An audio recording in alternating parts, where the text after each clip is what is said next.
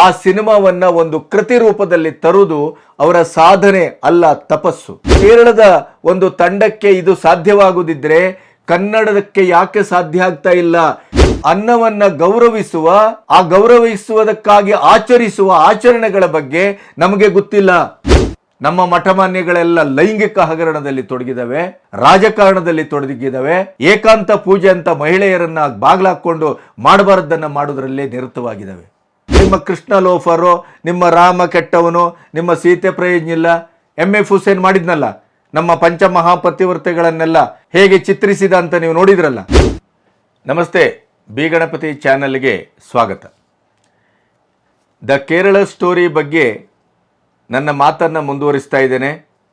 ಎರಡನೇ ವಿಡಿಯೋದಲ್ಲಿ ನನಗೆ ಅತ್ಯಂತ ಸಂತೋಷ ಮತ್ತು ಅಭಿಮಾನದ ಸಂಗತಿ ಏನು ಅಂತಂದರೆ, ನಿನ್ನೆ ಮಾತಾಡುವ ವೇಗ ಆವೇಗದಲ್ಲಿ 42 ನಿಮಿಷಗಳನ್ನು ನಾನು ಮಾತಾಡಿದ್ದೇನೆ.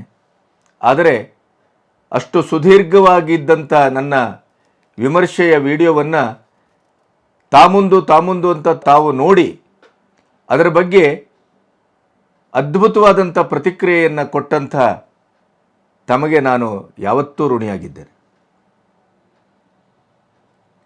ಈ ಕೇರಳ ಸ್ಟೋರಿಯ ಇವತ್ತಿನ ಎರಡನೇ ಕಂತಿನ ಮಾತುಕತೆಗೆ ಮುನ್ನ ಆದಂಥ ಕೆಲವು ಡೆವಲಪ್ಮೆಂಟ್ಗಳ ಬಗ್ಗೆ ನಿಮಗೆ ತಿಳಿಸ್ತಾ ನಾನು ಚಿತ್ರದ ಒಳಗೆ ಮತ್ತು ಚಿತ್ರದ ಹೊರಗೆ ಬರ್ತೇನೆ.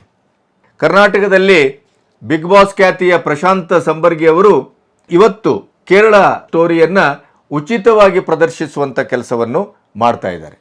ಅದರ ಜೊತೆಗೆ ಈಗಾಗಲೇ ಕೇರಳದ ಹೈಕೋರ್ಟು ದ ಕೇರಳ ಸ್ಟೋರಿ ಪ್ರದರ್ಶನದ ನಿಷೇಧಿಸಬೇಕು ಅನ್ನುವಂಥ ಅರ್ಜಿಯನ್ನು ನಿರಾಕರಿಸಿದ್ರಿಂದ ಮೇಲ್ಮನವಿಯನ್ನು ಸುಪ್ರೀಂ ಕೋರ್ಟ್ಗೆ ಸಲ್ಲಿಸಲಾಗಿದೆ.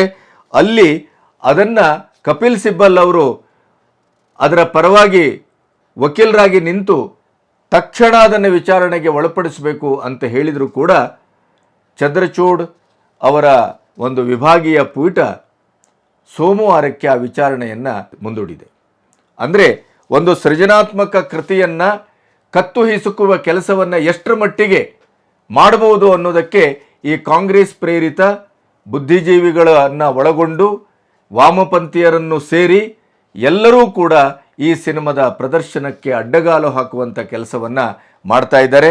ಅದರ ಮಧ್ಯಪ್ರದೇಶ, ಉತ್ತರ ಪ್ರದೇಶ ಮತ್ತು ಉತ್ತರಾಖಂಡದಲ್ಲಿ 100% ತೆರಿಗೆ ವಿನಾಯಿತಿಯನ್ನು ಘೋಷಿಸಿದೆ ಮತ್ತು ಸದ್ಯದಲ್ಲೇ ಯೋಗಿ ಆದಿತ್ಯನಾಥ್ ಅವರು ಕೂಡ ಸಿನಿಮಾವನ್ನು ವೀಕ್ಷಿಸುತ್ತೇನೆ ಅನ್ನುವ ಮಾತನ್ನು ಆಡಿದ್ದಾರೆ. ಇವಿಷ್ಟು ಕೇರಳ ಸ್ಟೋರಿಯ ಅಪ್ಡೇಟ್ಸ್. ಈ ಸಿನಿಮಾದ ಹಿನ್ನೆಲೆಯಲ್ಲಿ ನನಗೆ ಒಂದೆರಡು ಉದಾಹರಣೆಗಳನ್ನು ಇಟ್ಟುಕೊಂಡು ಮಾತಾಡಬೇಕು ಅಂತ ಅನಿಸ್ತದೆ. ಇತ್ತೀಚೆಗೆ ರಾಹುಲ್ ಗಾಂಧಿ ಅವರ ಒಂದು ಮಾತು ವೈರಲ್ ಆಗಿದೆ.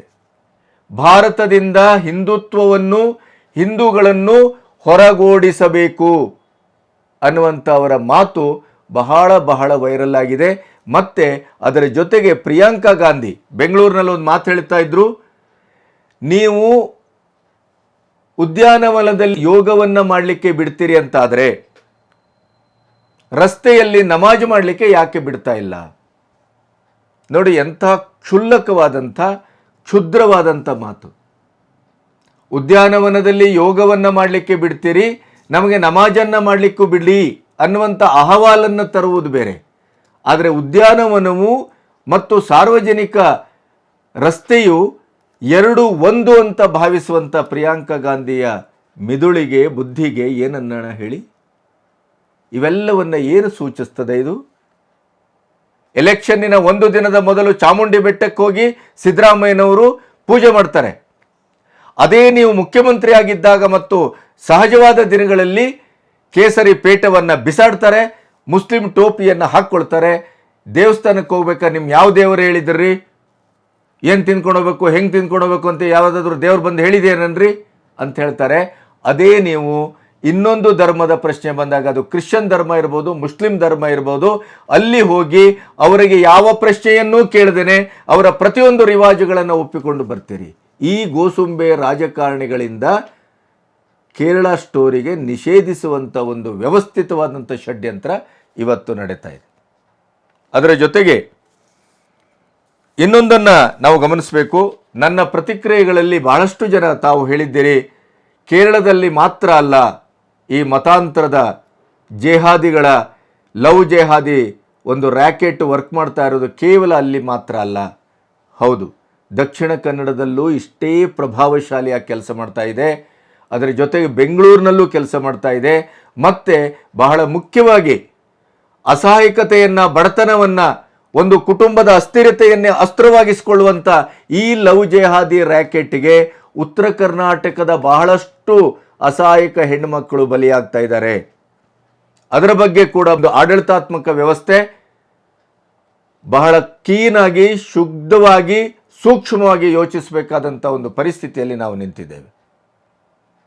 ಅದರ ಜೊತೆಗೆ ಒಂದು ಭಯಾನಕವಾದಂಥ ಮಾತು, ನಮ್ಮಲ್ಲಿ ಕೇರಳ ಸ್ಟೋರಿ ಬಂದಾಗ ಕಟ್ಟುಕತೆ, ಸ್ಕ್ರಿಪ್ಟ್ ಓರಿಯೆಂಟೆಡ್ ಅಂತ ಏನು ಹೇಳ್ತಾ ಇದ್ರಲ್ಲ, ಅವರು ಇದೇ ಒಂದು 2006ರಿಂದ 2011ರವರೆಗೆ ಕೇರಳದ ಮುಖ್ಯಮಂತ್ರಿ ಆಗಿದ್ದಂಥ VS ಅಚ್ಯುತಾನಂದ ಅವರು ಮಾಡಿದಂಥ ಒಂದು ಅಧ್ಯಯನಶೀಲತೆಯಿಂದ ಕೂಡಿದಂಥ ರಿಪೋರ್ಟ್ ಆಧರಿಸಿ ಅವರು ಏನು ಮಾತಾಡಿದ್ರು ಆ ಮಾತಿನ ಬಗ್ಗೆ ನೀವೇನನ್ನ ಹೇಳ್ತೀರಿ?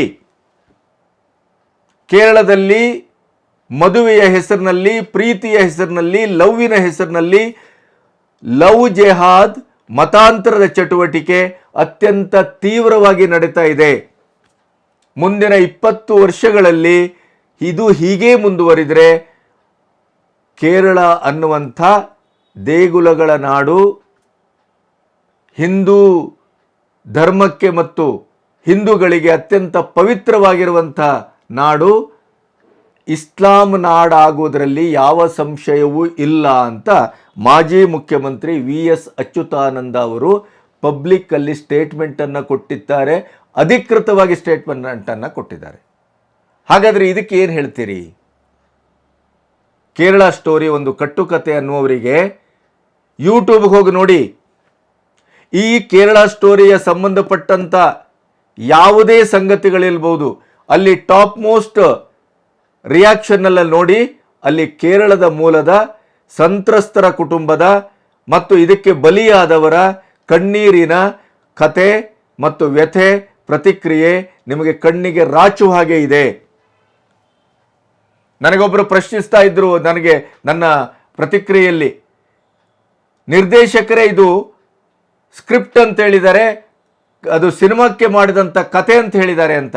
ದಯವಿಟ್ಟು ತಪ್ಪು ತಿಳ್ಕೊಬೇಡಿ, ನಿರ್ದೇಶಕರು ಯಾವತ್ತೂ ಎಲ್ಲಿಯೂ ಈ ಮಾತನ್ನು ಆಡಿಲ್ಲ.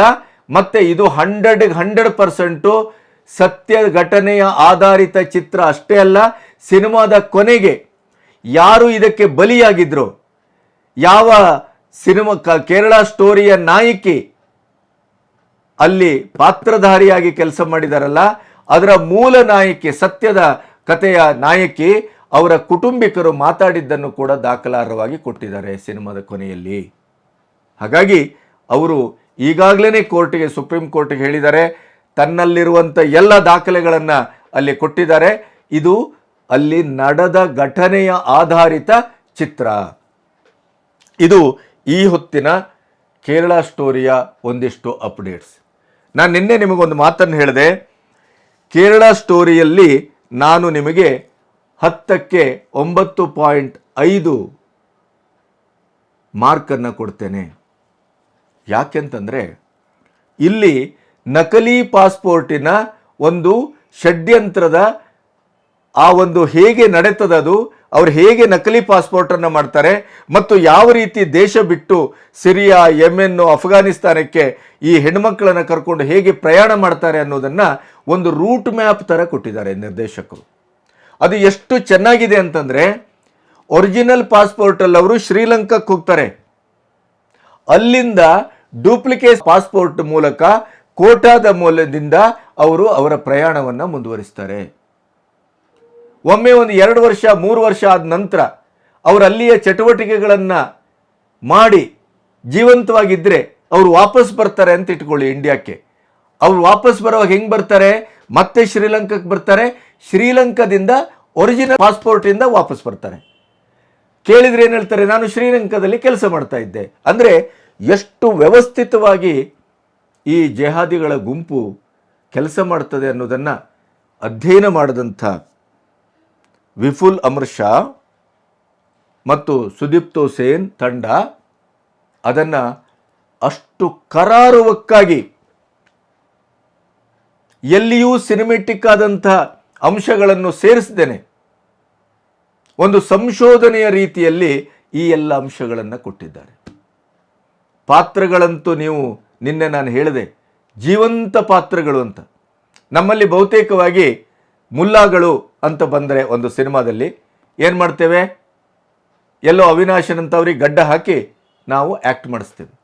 ಆದರೆ ಅಲ್ಲಿ ಬರುವ ಮುಲ್ಲಾಗಳಿರ್ಬೋದು, ಮದ್ರಾಸ ಇರ್ಬೋದು, ಅಲ್ಲಿರುವಂಥ ಎಲ್ಲ ಪಾತ್ರಗಳಿರ್ಬೋದು, ಅವರು ಸ್ವತಃ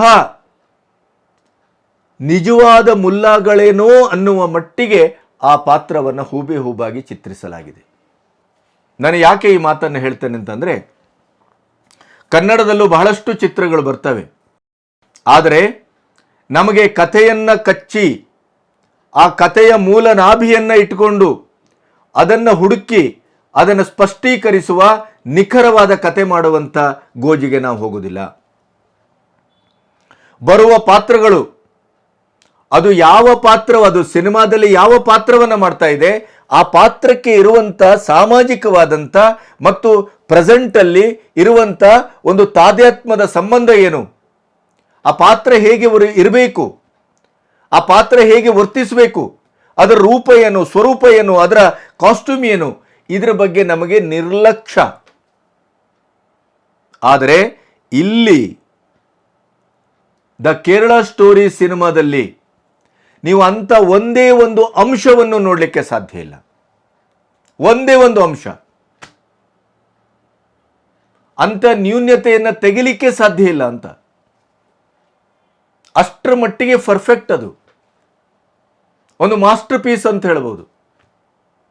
ಇದನ್ನು ಇಷ್ಟು ಗಟ್ಟಿಯಾಗಿ ನಾನು ಯಾಕೆ ಹೇಳ್ತೇನೆ ಅಂತಂದರೆ, ನೀವು ಯಾವುದೇ ವ್ಯವಸಾಯ ಮಾಡಿ ಅದು 100ಕ್ಕೆ 100 ವೃತ್ತಿಪರವಾಗಿರಬೇಕು, ಶಾಬ್ದಿಕವಾಗಿರಬೇಕು, ಮತ್ತು ಅದನ್ನು ನೀವು ಯಾವ ತೂಕಕ್ಕೆ ಹಾಕಿದರೂ ಅದಕ್ಕೆ ಒಂದು ಲಾಜಿಕ್ ಆದಂಥ ತಾರ್ಕಿಕವಾದಂಥ ನೆಲೆ ಪ್ರಾಪ್ತವಾಗಬೇಕು. ಬಹುತೇಕವಾಗಿ ಕೇರಳ, ಬೆಂಗಾಲ, ಮರಾಠಿ ಈ ಸಿನಿಮಾಗಳಲ್ಲಿ ನೀವು ಈ ಬದ್ಧತೆಯನ್ನು ಶುದ್ಧವಾಗಿ ಕಾಣ್ತೀರಿ. ಅದರಲ್ಲೂ ಕೇರಳದ ಸಿನಿಮಾಗಳು, ಕೇರಳದ ಸಿನಿಮಾದ ನಿರ್ಮಾಪಕರು, ನಿರ್ದೇಶಕರು ಒಂದು ವಸ್ತುವನ್ನು ಆಯ್ಕೆ ಮಾಡ್ಕೊಳ್ತಾರೆ ಅಂತಾದರೆ ಅದರ ಇಡೀದಾದಂಥ ಒಂದು ಗರುಡು ಪಾತಾಳವನ್ನು ಹಾಕಿ ಶೋಧಿಸಿ ಆ ಸಿನಿಮಾವನ್ನು ಒಂದು ಕೃತಿ ರೂಪದಲ್ಲಿ ತರುವುದು ಅವರ ಸಾಧನೆ ಅಲ್ಲ, ತಪಸ್ಸು. ಅದನ್ನು ನಮ್ಮ ನಿರ್ದೇಶಕರು ನೋಡಬೇಕು ಅಂತ ಹೇಳೋದು ನಾನು. ಕೇರಳ ಸ್ಟೋರಿಯನ್ನು ಕಥೆಯ ದೃಷ್ಟಿಯಿಂದ ನೋಡಬೇಕು, ಸಿನಿಮಾವಾಗಿ ನೋಡಬೇಕು, ಕೃತಿಯಾಗಿ ನೋಡಬೇಕು. ಒಂದು ಕೃತಿಯನ್ನು ಕಟ್ಟುವ ರೀತಿ ನೀತಿಗಳ ಬಗ್ಗೆ ಅದನ್ನೊಂದು ಪಠ್ಯವಾಗಿ ನೋಡಬೇಕು. ನಮ್ಮಲ್ಲಿ ಸಿನಿಮಾದಿಂದ ಸಿನಿಮಾಕ್ಕೆ ಜನ ಬರ್ತಾ ಇಲ್ಲ, ಕನ್ನಡದಲ್ಲಿ ಥಿಯೇಟ್ರಿಗೆ ಜನ ಬರ್ತಾ ಇಲ್ಲ, ಯಾವುದೇ ಹೊಸ ಪ್ರಯತ್ನಗಳಿಗೂ ಜನ ಬರ್ತಾ ಇಲ್ಲ. ಜನ ಬರದಿಂದ ಇಡೀ ಕನ್ನಡ ಚಿತ್ರರಂಗ ತತ್ತರಿಸಿ ಹೋಗ್ತಾ ಇದೆ. ಅದೇ ಹೊತ್ತಿನಲ್ಲಿ ದ ಕೇರಳ ಸ್ಟೋರಿ ಬಂದಿದೆ. ಒಂದು ಕೇರಳದ ಸಣ್ಣ ರಾಜ್ಯದಿಂದ ಬಂದಿದೆ. ಇವತ್ತು ಇಡೀ ದೇಶದಲ್ಲಿ ಅದು ಅನುರಣಿಸ್ತಾ ಇದೆ. ಜನರನ್ನ ಕಿಕ್ಕಿರಿದು ಥಿಯೇಟ್ರಿಗೆ ಎಳೆದು ತರ್ತಾ ಇದೆ. ಪ್ರಪಂಚದಾದ್ಯಂತ ಅದ್ಭುತವಾದಂಥ ಪ್ರದರ್ಶನವನ್ನು ಕಾಣ್ತಾ ಇದೆ. ಕೃತಿ ಮೌಲ್ಯದಲ್ಲೂ ಅದು ನಂಬರ್ 1 ಆಗಿ ನಿಂತಿದೆ ಭಾರತೀಯ ಚಿತ್ರರಂಗದಲ್ಲಿ. ಒಬ್ಬ ಕೇರಳದ ಮೂಲದ ಅಥವಾ ಕೇರಳದ ಒಂದು ತಂಡಕ್ಕೆ ಇದು ಸಾಧ್ಯವಾಗುವುದಿದ್ರೆ ಕನ್ನಡಕ್ಕೆ ಯಾಕೆ ಸಾಧ್ಯ ಆಗ್ತಾ ಇಲ್ಲ? ನಿರ್ಮಾಪಕರೇ, ನಿರ್ದೇಶಕರೇ, ಹಿತೈಷಿಗಳೇ, ದಯವಿಟ್ಟು ಯೋಚಿಸಿ. ಸೃಜನಾತ್ಮಕತೆ ಅನ್ನೋದು ಯಾವ ನೆಲದ ಅಥವಾ ಯಾವ ವ್ಯಕ್ತಿಗಳ ಸೊತ್ತು ಅಲ್ಲ, ಅದು ಸಾರ್ವತ್ರಿಕವಾದದ್ದು. ಅದು ನಿಮಗೆ ಯಾರಿಗೂ ಎಲ್ಲಿಯೂ ನಿಷ್ಠೆ ಇದ್ದರೆ ಅದು ಕೈಗೆಟಕುವಂಥ ಒಂದು ಸಾಧ್ಯತೆ ಉಳ್ಳಂಥದ್ದು. ನಮ್ಮಲ್ಲಿ ಎಲ್ಲಿ ಒಂದು ಕೇರಳ ಸ್ಟೋರಿ ಆಗ್ಬೋದು, ಕಾಶ್ಮೀರಿ ಫೈಲ್ಸ್ ಆಗ್ಬೋದು, ತಾಷ್ಕೆಂಟ್ ಫೈಲ್ಸ್ ಆಗ್ಬೋದು, ಈ ಥರದ ಸಿನಿಮಾಗಳು ಎಲ್ಲಿ ಬಂದಿದ್ದಾವೆ? ಎಲ್ಲಿ ಬರಲಿಕ್ಕೆ ನಮಗೆ ಅದರ ಆಸ್ಪದ ಇದೆ? ಅಂಥ ಪ್ರಯತ್ನವನ್ನು ಯಾರಾದರೂ ಮಾಡಲಿಕ್ಕೆ ಹೊರಟಿದ್ದಾರಾ? ಕಥೆ ಇಲ್ಲ ಅಂತಾರಲ್ಲ, ಎಲ್ಲಿ ಕಥೆ ಇರುತ್ತೆ? ಜೀವನದಲ್ಲಿ, ಸಮಾಜದಲ್ಲಿ, ಸಂಸ್ಕೃತಿಯಲ್ಲಿ, ನಮ್ಮ ಸುತ್ತಮುತ್ತ, ನಮ್ಮ ಒಳಗಡೆ, ನಮ್ಮ ಹೊರಗಡೆ ಕಥೆ ಇರುವ ಜಾಗ ಇದೆ ಅಲ್ವೇನು? ಕಥೆಯನ್ನ ನೀವು ನೋಡುವ ಕಣ್ಣುಗಳು ಬೇಕಲ್ವ ನಿಮಗೆ?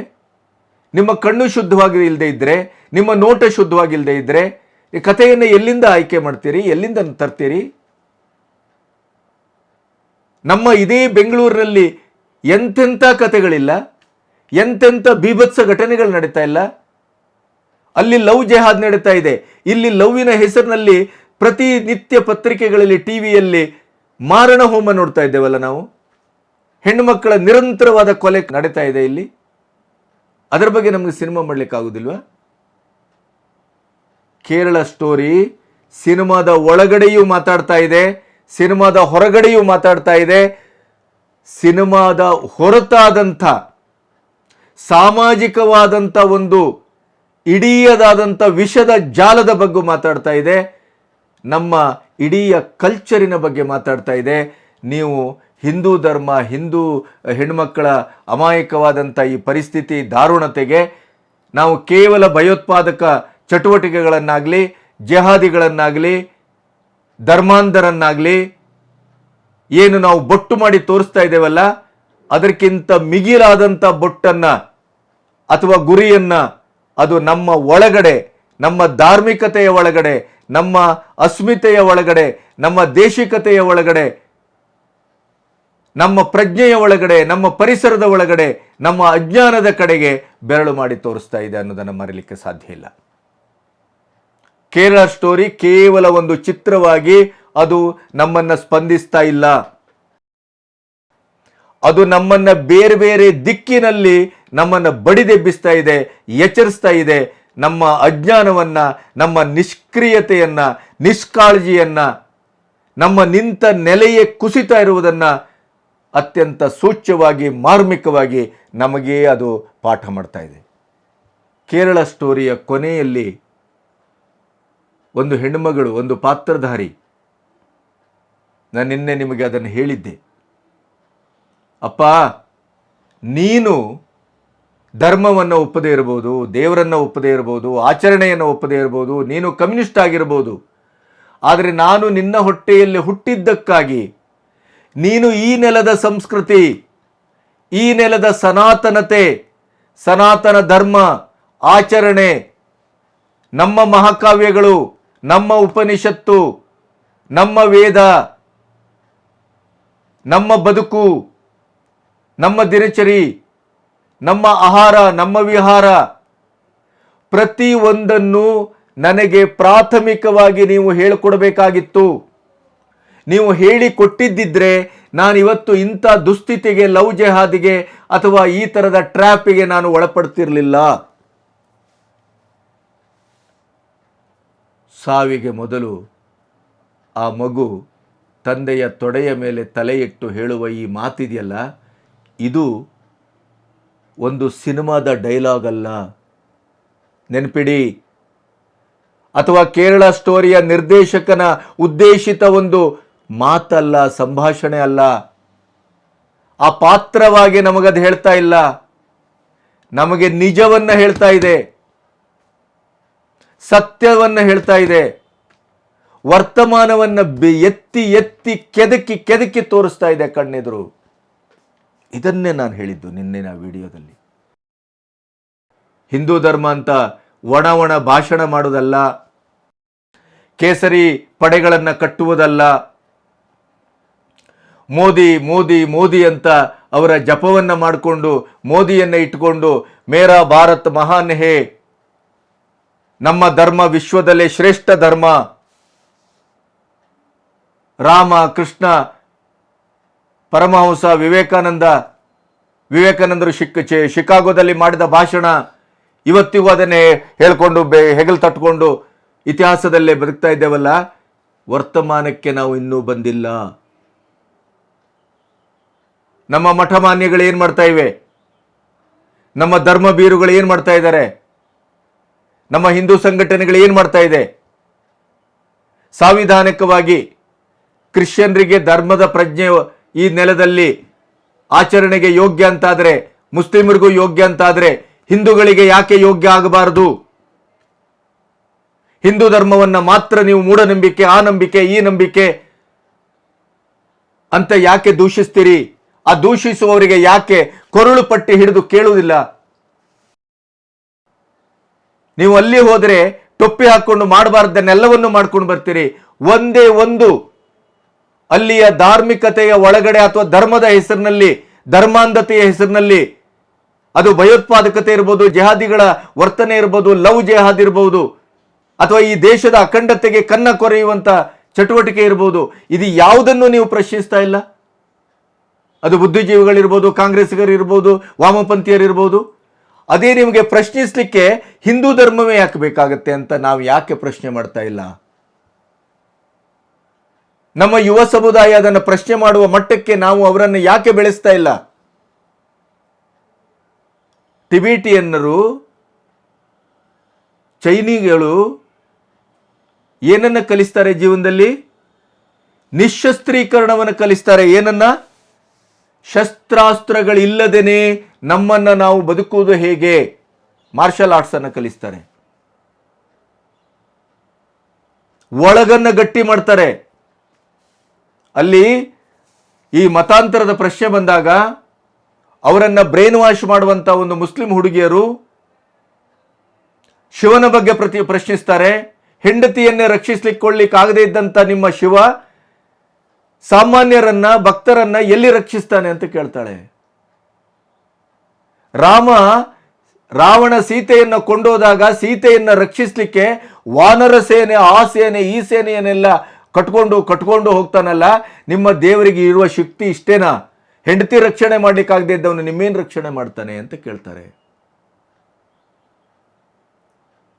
ನಿಮ್ಮ ಕೃಷ್ಣ 16,000 ಜನ ಹೆಂಡತಿಯರೊಟ್ಟಿಗೆ ಬದುಕಿದವನು ಅಂತ ಅವ್ರಿಗೆ ವ್ಯಂಗ್ಯ ಮಾಡ್ತಾಳೆ. ಇದು ಯಾವುದಕ್ಕೂ ಈ ಹೆಣ್ಣು ಮಕ್ಕಳಿಗೆ ಉತ್ತರ ಕೊಡ್ಲಿಕ್ಕೆ ಸಾಧ್ಯ ಆಗುವುದಿಲ್ಲ. ಅನ್ನದ ಬಟ್ಟಲಿನ ಎದುರು ಕೂತು ಕ್ರಿಶ್ಚಿಯನ್ ಹುಡುಗಿ ಮತ್ತು ಮುಸ್ಲಿಂ ಹುಡುಗಿ ದೇವರ ಸ್ತುತಿ ಮಾಡ್ತಾರೆ. ಇವರಿಗೆ ನಾವು ಅನ್ನಬ್ರಹ್ಮ ಅಂತ ಕರೆದಿದ್ದೇವೆ, ಅನ್ನಮಯ ಶರೀರ ಅಂತ ಕರಿತೇವೆ. ಆದರೆ ನಾವು ಊಟ ಮಾಡುವ ಹೊತ್ತಿನಲ್ಲಿ ಅನ್ನವನ್ನ ಗೌರವಿಸುವುದಕ್ಕಾಗಿ ಆಚರಿಸುವ ಆಚರಣೆಗಳ ಬಗ್ಗೆ ನಮಗೆ ಗೊತ್ತಿಲ್ಲ, ನಮ್ಮ ಮಕ್ಕಳಿಗೆ ಗೊತ್ತಿಲ್ಲ. ರಾಮ ಯಾರು? ಕೃಷ್ಣ ಯಾರು? ಸೀತೆ ಯಾರು? ನಮ್ಮ ಮಹಾಕಾವ್ಯಗಳ ಒಟ್ಟು ಮತಿತಾರ್ಥ ಏನು? ನಮ್ಮ ಆಚರಣೆಗಳೇನು? ಸಂಧ್ಯಾವಂದನೆ ಅಂದ್ರೆ ಏನು? ಗಾಯತ್ರಿ ಅಂದ್ರೆ ಏನು? ಇವ್ಯಾವುದರ ಬಗ್ಗೆಯೂ ನಾವು ಏನನ್ನೂ ಹೇಳ್ಕೊಡ್ತಾ ಇಲ್ಲ. 16,000 ಹೆಂಡತಿಯರು ಅಂತ ಹೇಳಿದೆವು. ಯಾರೋ ಒಬ್ಬರ ಪ್ರಶ್ನೆ ಮಾಡ್ತಾನೆ. ಅದೇ ಸಿನಿಮಾದಲ್ಲೂ ಒಂದು ಮುಸ್ಲಿಂ ಹುಡುಗಿ ಪ್ರಶ್ನೆ ಮಾಡ್ತಾಳೆ ಅಥವಾ ಪ್ರಶ್ನಿಸ್ತಾಳೆ, ಅವಹೇಳನ ಮಾಡ್ತಾಳೆ.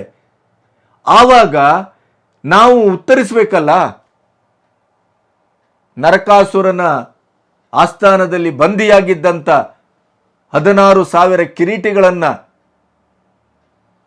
ಕೃಷ್ಣ ವಧಿಸಿದಾಗ ಅಲ್ಲಿರುವ ಎಲ್ಲ ಮಹಿಳೆಯರು, ಕೃಷ್ಣ ನಮಗೆ ಮುಂದಿನ ಬದುಕಿಗೆ ಆಧಾರ ಏನು, ನಮ್ಮ ಮಕ್ಕಳಿಗೆ ತಂದೆ ಅಂತ ಇರುವವ್ರನ್ನೆಲ್ಲರನ್ನೂ ನೀ ಮುಗಿಸಿದೆ, ಈಗ ನಮಗೆ ತಂದೆ ಅಂತ ಹೇಳಲಿಕ್ಕೆ ಯಾರು ಅಂತ ಕೇಳಿದಾಗ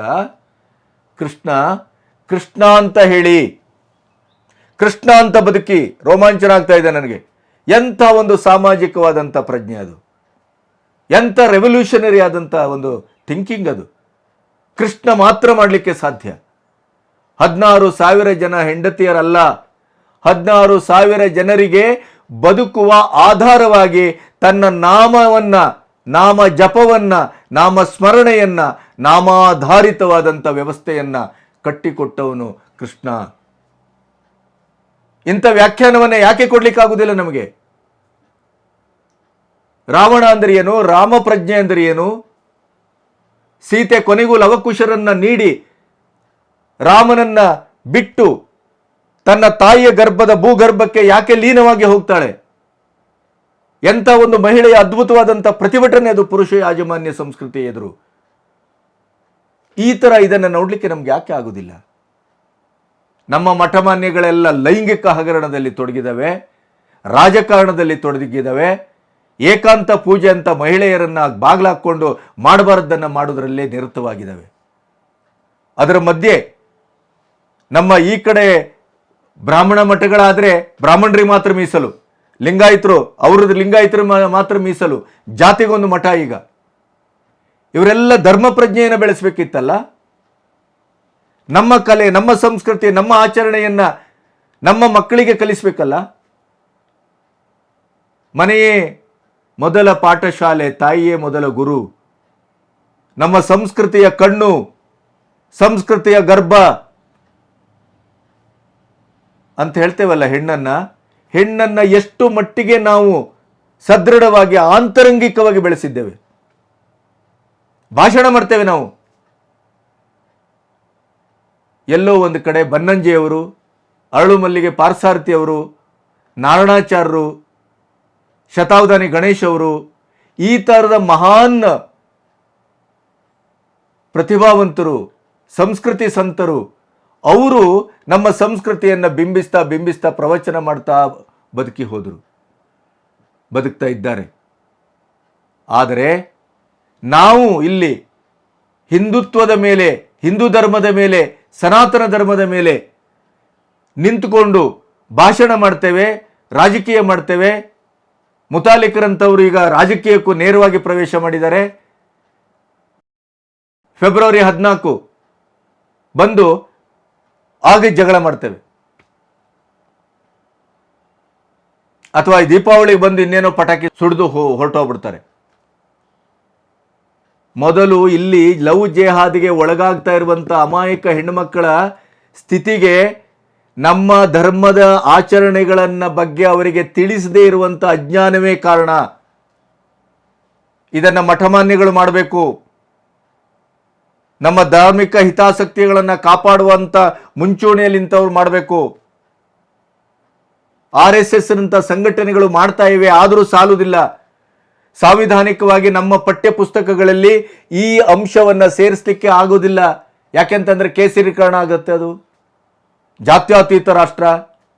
ನೀವು ಔರಂಗಜೇಬನ ಬಗ್ಗೆ ಮಾತಾಡ್ಬೋದು, ಮೊಹಮ್ಮದ್ ಖಿಲ್ಜಿ ಬಗ್ಗೆ ಮಾತಾಡ್ಬೋದು, ಟಿಪ್ಪು ಸುಲ್ತಾನ್ ಬಗ್ಗೆ ಮಾತಾಡ್ಬೋದು. ಇಡೀ ದೇಶದ ಕಲ್ಚರನ್ನು, ನಮ್ಮ ಜ್ಞಾನದ ನಿಧಿಯನ್ನು, ನಲಂದವನ್ನು, ಹಂಪಿಯನ್ನು, ಮಥುರವನ್ನು, ಪ್ರತಿಯೊಂದನ್ನು ಒಡೆದವರ ಬಗ್ಗೆ ದೇಶಭಕ್ತರ ಹಾಗೆ ಪಠ್ಯಪುಸ್ತಕಗಳಲ್ಲಿ ಸೇರಿಸ್ಬೋದು. ರಾಮನ ಬಗ್ಗೆ ಸೇರಿಸುವಾಗಿಲ್ಲ, ಕೃಷ್ಣನ ಬಗ್ಗೆ ಸೇರಿಸುವಾಗಿಲ್ಲ, ವೇದೋಪನಿಷತ್ತುಗಳ ಬಗ್ಗೆ ಸೇರಿಸುವಾಗಿಲ್ಲ, ನಮ್ಮ ಆಚರಣೆಗಳ ಬಗ್ಗೆ ಅವರಿಗೆ ಮನವರಿಕೆ ಮಾಡಿಕೊಡುವಂಗಿಲ್ಲ, ಪೂಜೆ ಪುರಸ್ಕಾರಗಳ ಬಗ್ಗೆ ಪಠ್ಯದಲ್ಲಿ ಸೇರಿಸುವಾಗಿಲ್ಲ. ಇಂಥ ಒಂದು ದುಸ್ಥಿತಿಯಲ್ಲಿ ನಾವು ನಿಂತಿದ್ದೇವೆ. ಯಾವ ಸನಾತನ ಧರ್ಮ ಇಲ್ಲಿಯ ಮೂಲ ಧರ್ಮ ಅಂತ ಹೇಳ್ತೇವೋ ಅದೇ ದೇಶದಲ್ಲಿ ಅದು ಪರಕೀಯ ಧರ್ಮ ಆಗಿದೆ.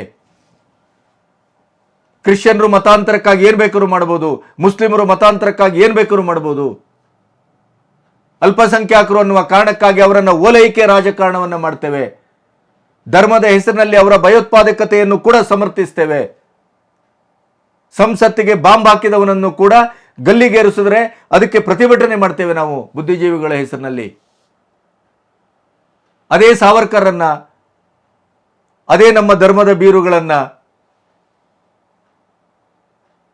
ನಿತ್ಯವೂ ಜರೆತೇವೆ, ಅಲ್ಲಗಳೆತೇವೆ, ಕೃಷ್ಣನನ್ನ ಬೈತೇವೆ. ಅದೇ ಈ ದೇಶದ ಬುದ್ಧಿಜೀವಿಗಳು ಅಂತ ಅನಿಸ್ಕೊಂಡವರು ಮುಸ್ಲಿಂ ಸಮಾಜದಿಂದ ಬಂದಂತ ಬಹಳಷ್ಟು ಲೇಖಕರುಗಳಿದ್ದಾರಲ್ಲ, ಇವತ್ತಿಗೂ ಅವರು 3 ಹೊತ್ತು 5 ಹೊತ್ತು ನಮಾಜ್ ಮಾಡ್ತಾರೆ. ಅಲ್ಲಾಹನ ಬಗ್ಗೆನೇ ಅವರು ಇಡೀ ಆತ್ಮಚರಿತ್ರೆಯನ್ನು ಬರೀತಾರೆ. ಅದು ಯಾವುದು ನಮಗೆ ಧಾರ್ಮಿಕ ಅಂತ ಅನಿಸೋದೇ ಅಲ್ವಲ್ಲ. ಅದೇ ನೀವು ಇಲ್ಲಿ ಕೃಷ್ಣನ ಬಗ್ಗೆ ಮಾತಾಡಿ, ಅದರ ಬಗ್ಗೆ 100 ಜನ ಅವರನ್ನು ಸೇರಿ ಅವರ ಅಲ್ಲಾಹನ ಬಗ್ಗೆ ಪ್ರಶ್ನಿಸುವ ಅಥವಾ ಸಂವಾದ ಮಾಡುವ, ಅದರ ಬಗ್ಗೆ ಒಂದು ಚರ್ಚೆಯನ್ನು ಹುಟ್ಟಾಕುವ ಯಾವ ತಾಕತ್ತೂ ಇಲ್ಲ. ಬೇರೆಯವರು ಮಾಡಿದ್ರೆ ಬೆಂಕಿ ಹಾಕ್ತಾರೆ. ಅದೇ ಕೃಷ್ಣನ ಬಗ್ಗೆ ಮಾತಾಡ್ಬೋದು.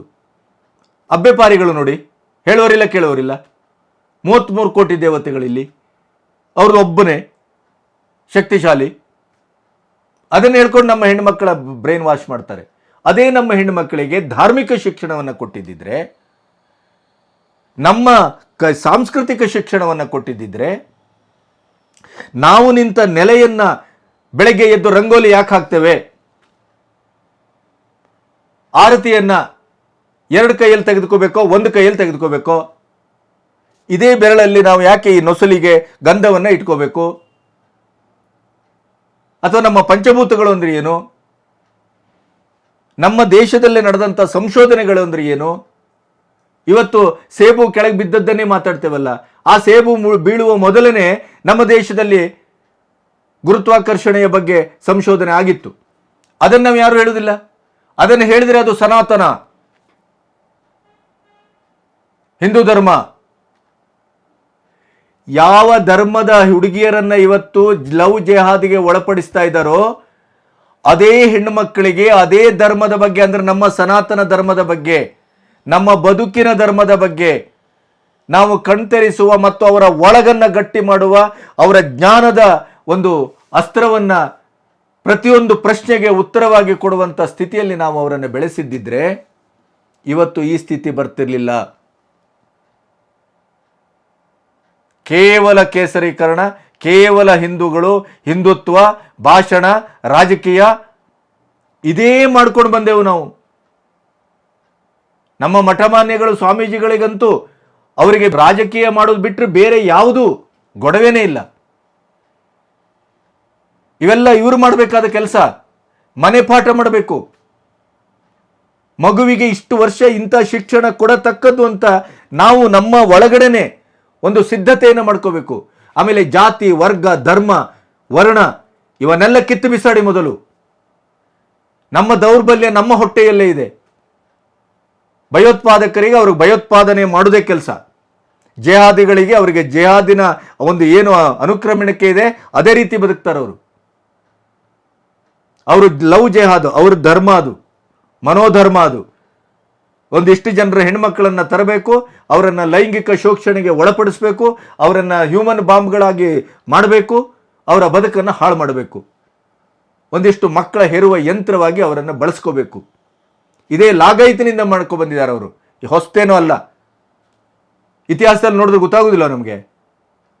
ಕೊಡಗಿಗೆ ಹೋಗಿ ನೋಡಿ, ಟಿಪ್ಪು ಸುಲ್ತಾನ್ನ ಈ ಮತಾಂತರದ ಹಣೆ ಬರ ಏನು ಅಂತ ಅವ್ರು ಹೇಳ್ತಾರೆ. ಸತ್ಯ ಹೇಳಿದ ಕೂಡಲೇ ಎದ್ದೆದ್ದು ಬೀಳ್ತೇವೆ ನಾವು.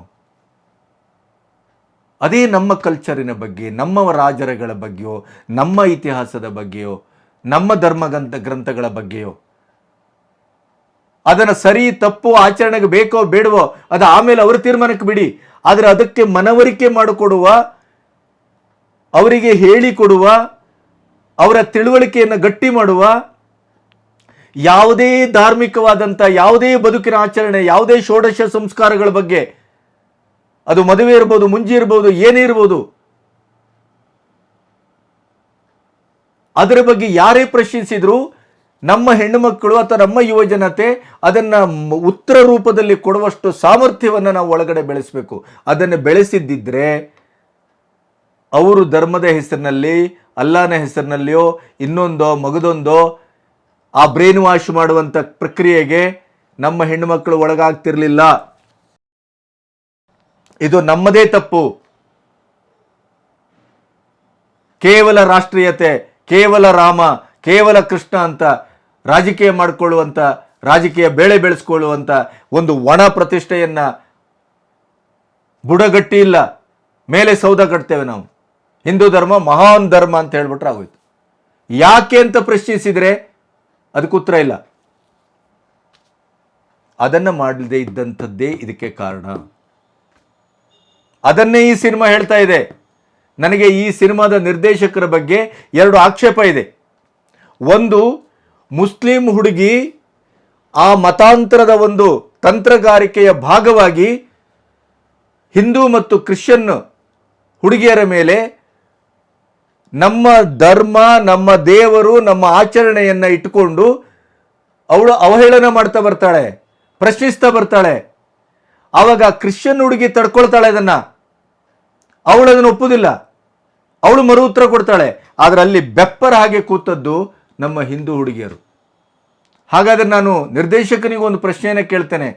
ಹಿಂದೂ ಧರ್ಮದ ಒಳಗಡೆ ಕಟ್ಟ ಒಂದು ಸಾಂಪ್ರದಾಯಿಕ ಕುಟುಂಬದಲ್ಲಿ ಬೆಳೆದಂಥ ಶಾಲಿನಿ ಎನ್ನುವ ಪಾತ್ರ ಫಾತಿಮಾ ಆಗ್ತಾಳಲ್ಲ, ಈ ಸ್ಥಿತ್ಯಂತರದಲ್ಲಿ ಬರುವಂಥ ಇಂಥ ಪ್ರಶ್ನೆಗಳಿಗೆ ಒಂದು ಸಮರ್ಥವಾದಂಥ ಒಂದು ಉತ್ತರವನ್ನು ಕೊಡಲಿಕ್ಕೆ ಸಾಧ್ಯವಿಲ್ವಾ?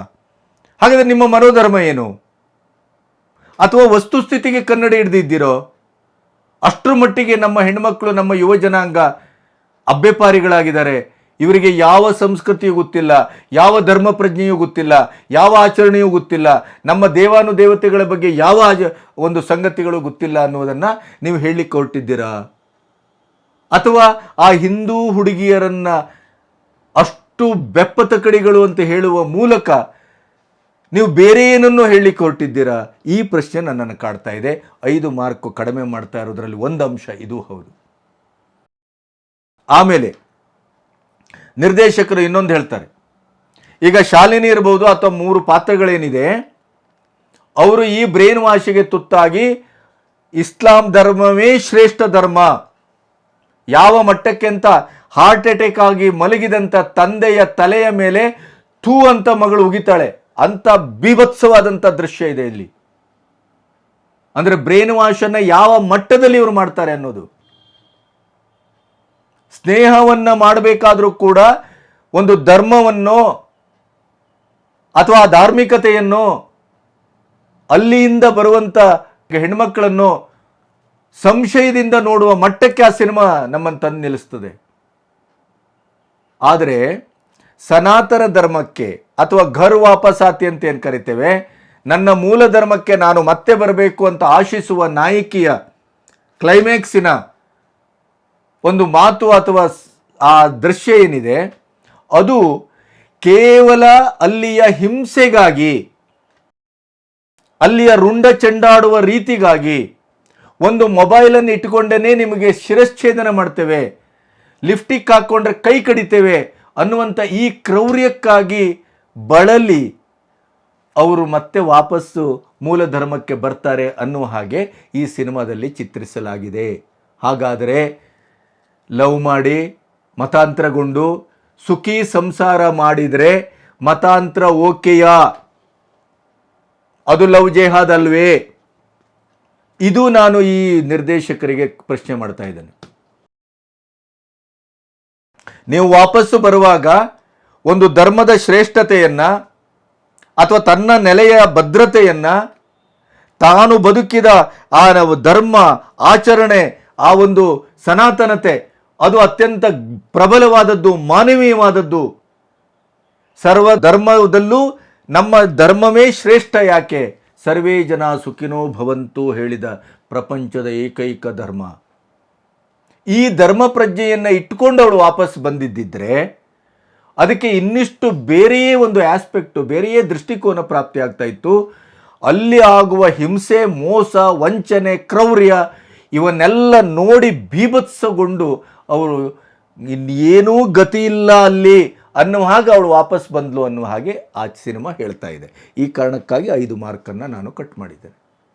ಇದು ನನ್ನ ಸಿನಿಮಾದ ದೃಷ್ಟಿ. ಈ ಸಿನಿಮಾದ ಒಳಗಡೆ ನೋಡಿದಾಗ ಅನ್ನಿಸುವ ಅನಿಸಿಕೆಗಳು, ಈ ಸಿನಿಮಾದ ಪರಿಣಾಮದಲ್ಲಿ ನಾವು ಅಶಕ್ತರಾಗಿದ್ದಾಗ ಮಾತ್ರ ಬೇರೆಯವರು ನಮ್ಮ ಮೇಲೆ ಆಕ್ರಮಣ ಮಾಡ್ತಾರೆ. ಶಸ್ತ್ರಾಸ್ತ್ರಗಳನ್ನು ಇಟ್ಟುಕೊಂಡು ಇವತ್ತು ಹೋರಾಡಬೇಕಾಗಿಲ್ಲ. ನಾವು ಇವತ್ತಿನ ಯುದ್ಧದ ಪರಿಕಲ್ಪನೆಯೇ ಬದಲಾಗಿದೆ. ಧಾರ್ಮಿಕ ಮತ್ತು ಕಲ್ಚರಲ್ ವಾರ್ ಅಂತೇನು ಕರಿತೇವೆ, ಅದಕ್ಕೆ ನಾವು ನಮ್ಮ ಒಳಗಿಂದನೇ ಉತ್ತರವನ್ನು ಕೊಡಬೇಕು. ನಮ್ಮ ಮಕ್ಕಳಿಗೆ, ನಮ್ಮ ಯುವ ಜನಾಂಗಕ್ಕೆ ನಾವು ನಮ್ಮದೇ ಆದಂಥ, ಅದನ್ನು ಅವರು ಒಪ್ಪಿಕೊಳ್ತಾರೋ ಬಿಡ್ತಾರೋ, ಮೂಢನಂಬಿಕೆಯೋ ಯಾವ ನಂಬಿಕೆಯೋ ಅದು ಆಮೇಲೆ ಬಿಟ್ಬಿಡೋಣ. ಆದರೆ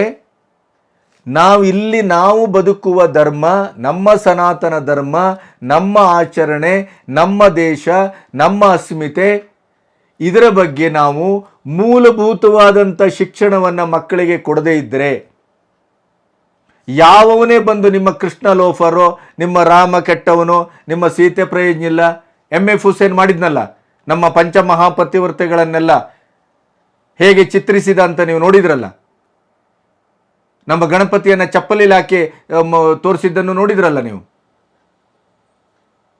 ಈ ಥರದ ಸನ್ನಿವೇಶಗಳಿಗೆ ನಾವು ತುತ್ತಾಗಬೇಕಾಗತ್ತೆ. ಈ ಪ್ರಶ್ನೆಗಳನ್ನು ನಮ್ಮ ಧಾರ್ಮಿಕ ಮುಖಂಡರು, ಧಾರ್ಮಿಕ ಪ್ರಚಾರಕರು, ಧರ್ಮದ ಹೆಸರಿನಲ್ಲಿ ವ್ಯಕ್ತಿತ್ವವನ್ನು ಬೆಳೆಸ್ಕೊಳ್ಳುವಂಥವರು, ಬಾಯಿ ತೆಗೆದರೆ ನಾವೇ ಹಿಂದೂ ಧರ್ಮದ ವಕ್ತಾರರು ಅಂತ ಹೇಳಿಕೊಳ್ಳುವವರು ಈ ಬಗ್ಗೆ ಗಂಭೀರವಾಗಿ ಆಲೋಚನೆ ಮಾಡಬೇಕು. ಕೇವಲ ಮುಸ್ಲಿಂ ಜಿಹಾದಿಗಳ ಬಗ್ಗೆ, ಭಯೋತ್ಪಾದಕರ ಬಗ್ಗೆ, ಮುಲ್ಲಾಗಳ ಬಗ್ಗೆ, ಮದ್ರಾಸಗಳ ಬಗ್ಗೆ ಇಲ್ಲಿ ಕೂತ್ಕೊಂಡು ಬಾಡ ಬಿಡೋದಲ್ಲ. ನಾವು ನಮ್ಮ ಒಳಗಡೆ ಎಷ್ಟನ್ನ ಧಾರ್ಮಿಕ ಸಿದ್ಧತೆಯನ್ನು ಅಥವಾ ನಮ್ಮ ಕಲ್ಚರನ್ನು ನಾವು ನಮ್ಮ ಮಕ್ಕಳ ಎದೆಯಲ್ಲಿ ತುಂಬಿದ್ದೇವೆ, ಬಿತ್ತಿದ್ದೇವೆ, ಕಟ್ಟಿದ್ದೇವೆ, ಅದನ್ನು ಮೊದಲು ಯೋಚನೆ ಮಾಡಿ. BJPಯವರು ಅಷ್ಟೇ, RSSನವರು ಅಷ್ಟೇ, ಬಜರಂಗಿ ದಳದವರು ಅಷ್ಟೇ, ಬರೇ ಕೇಸರಿ ಶಾಲನ್ನು ತಿರುಗಿಸಿ ಹೊರಟ್ರಾಯ್ತು. ನಾವು ಒಳಗಡೆ ಆ ಕೇಸರಿ ಶಾಲೆ ಸುತ್ತಕೊಂಡಂಥ ಮಹಾನ್ ಪಂಡಿತ ಅಂತ ಪೋಸ್ ಕೊಡೋವನ ಹತ್ರನೇ ಸರಿಯಾಗಿ ಧಾರ್ಮಿಕವಾಗಿ ಅಥವಾ ಮಹಾಕಾವ್ಯಗಳ ಬಗ್ಗೆಯೋ ಅಥವಾ ನಮ್ಮ ಇಡೀದಾದಂಥ ಆಚರಣೆಗಳ ಬಗ್ಗೆ 4 ಪ್ರಶ್ನೆಗಳನ್ನು ಕೇಳಿದರೆ ಉತ್ತರಿಸುವ ತಾಕತ್ತಿಲ್ಲ. ಇಂಥ ಲೊಟ್ಟೆಗಳು ನಾವು. ಅದರ ಪರಿಣಾಮ ಇಲ್ಲಿ ಯಾರು ಬೇಕಾದರೂ ಬಂದು ಆ ಭೂಮಿಯನ್ನು ಬಿತ್ತಬಹುದು, ಉತ್ತಬಹುದು, ಯಾವ ಬೆಳೆಯನ್ನು ಬೇಕಾದರೂ ಬೆಳೆಯಬಹುದು. ಅದು ಕ್ರಿಶ್ಚಿಯನ್ ಬೆಳೆ ಆದರೂ ಆಗ್ಬೋದು, ಮುಸ್ಲಿಮರ ಬೆಳೆ ಆಗ್ಬೋದು, ಇನ್ನೊಂದು ಆಗ್ಬಿಡ್ಬೋದು. ಯಾಕೆಂದರೆ ತೆರೆದ ಮೈದಾನ ಇದು. ಇಲ್ಲಿ ಯಾವುದೇ ಸಿದ್ಧತೆಗಳಿಲ್ಲ, ಯಾವ್ಯಾವ ಉಳುಮೆ ಇಲ್ಲ, ನಾವೇನು ಬಿತ್ತಲೇ ಇಲ್ಲ, ಅದು ಖಾಲಿ ಇದೆ. ಅವರು ಬಿತ್ತನೆ ಮಾಡ್ತಾರೆ ಬಂದು. ಇದು ಆಗ್ತಾ ಇರುವಂಥದ್ದು ಕೇರಳ ಸ್ಟೋರಿ ಇದನ್ನು ಹೇಳ್ತಾ ಇದೆ. ಹಾಗಾಗಿ ಕೇರಳ ಸ್ಟೋರಿಯ ಈ ಸಿನಿಮಾವನ್ನು ಸಿನಿಮಾವಾಗಿ ನೋಡುವುದಕ್ಕಿಂತ ಮುಖ್ಯವಾಗಿ ಇದನ್ನು ಬದುಕಾಗಿ ನೋಡಬೇಕು, ನಾಳೆಯಾಗಿ ನೋಡಬೇಕು, ವರ್ತಮಾನವಾಗಿ ನೋಡಬೇಕು. ನಮ್ಮ ಒಳಗನ್ನು ನಾವೇ ನೋಡಿಕೊಳ್ಳಿಕ್ಕೆ ಈ ಸಿನಿಮಾ ಒಂದು ಪ್ರಬಲವಾದಂಥ ಒಂದು ಇನ್ಸ್ಪಿರೇಷನ್ ಆಗಿ, ಪ್ರೇರಣೆಯಾಗಿ ದಕ್ಕಿದೆ ಅಂತ ನಾನು ಭಾವಿಸ್ತೇನೆ. ಆಮೇಲೆ ದಯವಿಟ್ಟು ಈ ಸಿನಿಮಾವನ್ನು ಕುಟುಂಬ ಸಮೇತ ನೋಡಿ, ಹೆಣ್ಣುಮಕ್ಕಳಿಗೆ ತೋರಿಸಿ, ಅವರು ಒಂದಿಷ್ಟು ಆ ಸಿನಿಮಾದಿಂದ ಪ್ರೇರಣೆಯನ್ನು ಪಡ್ಕೊಂಡು ತಮ್ಮದೇ ಆದಂಥ ಸುರಕ್ಷಿತತೆಯ ವಿಧಾನವನ್ನು ಅವರು ಕಲ್ತ್ಕೊಳ್ಳುವಾಗಲಿ. ಈ ಸಿನಿಮಾ ಹುಡುಗಾಟಿಕೆ ಸಿನಿಮಾ ಅಲ್ಲ. ಈ ಸಿನಿಮಾ ವಾಸ್ತವದ ಸಿನಿಮಾ, ಕಣ್ತೆರೆಸುವ ಸಿನಿಮಾ, ನಮ್ಮ ಇಡೀ ಸಮಾಜದ ರುಗ್ಣತೆಯ ಚಿತ್ರಣ ಇದು. ಹೀಗೇ ಮುಂದುವರೆದರೆ ನಾವೊಂದು ಕೆಟ್ಟ ಭವಿಷ್ಯವನ್ನು ಎದುರಿಸಬೇಕಾಗತ್ತೆ. ಅದರ ಎಲ್ಲ ಸೂಚನೆಗಳನ್ನು ಈ ಸಿನಿಮಾ ಕೊಟ್ಟಿದೆ. ವೀಕ್ಷಕರೇ, ಇವತ್ತು ಕೂಡ ನನ್ನ ವಿಡಿಯೋ ಸ್ವಲ್ಪ ದೀರ್ಘವಾಗಿದೆ, ನೀವು ಸಹಿಸ್ಕೊಳ್ತೀರಿ ಅಂತ ಭಾವಿಸ್ತೇನೆ. ಯಾಕೆಂತಂದರೆ ಇದರ ವಿಷಯ ಅಷ್ಟು ಗಾಢವಾಗಿದೆ. ನನಗೆ ಭಾಳ ದೀರ್ಘವಾಗಿ ಮಾತಾಡಬೇಕು ಅನ್ನುವ ಯಾವುದೇ ರೀತಿಯ ಒಂದು ಉತ್ಸಾಹದಲ್ಲಿ ಮಾತಾಡಿದ್ದಲ್ಲ. ಈ ವಿಷಯ ಇದೆಯಲ್ಲ, ಇವತ್ತಿನ ಈ ಕೇರಳ ಸ್ಟೋರಿ ನಮ್ಮ ಕಣ್ಣೆದುರು ಬಿಚ್ಚಿಟ್ಟಂಥ ಸತ್ಯಗಳಿದೆಯಲ್ಲ, ಅದು ನಮ್ಮ ಅಳಿವು ಉಳಿವಿನ ಪ್ರಶ್ನೆ, ನಮ್ಮ ಹೆಣ್ಣು ಮಕ್ಕಳ ಅಳಿವು ಉಳಿವಿನ ಪ್ರಶ್ನೆ. ಸಂಸ್ಕೃತಿಯ ಮೂಲ ನಾಭಿ ಯಾವುದು ಅಂತಂದರೆ ಅದು ಹೆಣ್ಣು. ಮಾತೃ ಸಂಸ್ಕೃತಿಯಿಂದ ಬಂದವರು ನಾವು. ಹರಪ್ಪ ಮೊಹೆಂಜೊದಾರೋದ ಸಂಸ್ಕೃತಿಯನ್ನು ಓದುವಾಗ ನಾವು ಏನು ನೋಡಿದ್ದೇವೆ ಅಲ್ಲಿ? ನಮ್ಮ ಹೆಣ್ಣು ಸುರಕ್ಷಿತವಾಗಿದ್ದರೆ, ನಮ್ಮ ಹೆಣ್ಣು ಜ್ಞಾನಿಯಾಗಿದ್ದರೆ, ನಮ್ಮ ಹೆಣ್ಣು ಬರುವ ಎಲ್ಲ ಪ್ರಶ್ನೆಗಳಿಗೂ ಉತ್ತರ ಕೊಡುವ ತಾಕತ್ತಿದ್ರೆ, ನಾವು ಯಾವತ್ತೂ ಎಲ್ಲಿಯೂ ಸಾಂಸ್ಕೃತಿಕವಾದಂಥ ಒಂದು ವಿಪ್ಲವವನ್ನು, ಅದರ ಅವನತಿಯನ್ನು ಕಾಣಲಿಕ್ಕೆ ಸಾಧ್ಯ ಇಲ್ಲ. ಹಾಗಾಗಿ ನಾವು ನಮ್ಮ ಭದ್ರತೆಯನ್ನು ಮಾಡ್ಕೋಬೇಕು. ನಾವು ಮಕ್ಕಳಿಗೆ ಹೆಚ್ಚು ಸಮಯವನ್ನು ಕೊಡಬೇಕು, ಮಕ್ಕಳಿಗೆ ಸಂಸ್ಕೃತಿ ಪಾಠವನ್ನು ಮಾಡಬೇಕು, ಧಾರ್ಮಿಕ ಪಾಠವನ್ನು ಮಾಡಬೇಕು. ಆ ಇಡೀ ನೆಲೆಯನ್ನು ಅವರು ಒಳಗಡೆ ಗಟ್ಟಿಗೊಳಿಸಿ ಬಿಟ್ಟುಬಿಡಬೇಕು. ಆಮೇಲೆ ಅದರ ಆಯ್ಕೆ, ಅದರ ವಿಶ್ಲೇಷಣೆ, ಅದರ ಬೇಕೋ ಬೇಡವೋ ಅದೆಲ್ಲ ತೀರ್ಮಾನ ಅವರಿಗೆ ಬಿಟ್ಟದ್ದು. ಇದು ಈ ಸಿನಿಮಾ ಮೂಲಕ ನನಗೆ ಹೇಳಬೇಕು ಅಂತ ಅನಿಸಿತು, ಹೇಳಿದ್ದೇನೆ. ನೀವು ಅದಕ್ಕೆ ಪ್ರತಿಕ್ರಿಯಿಸ್ತೀರಿ ಮತ್ತು ಪ್ರತಿಸ್ಪಂದಿಸ್ತೀರಿ ಅನ್ನುವ ನಂಬಿಕೆ ನನ್ನದು. ನಮಸ್ತೆ.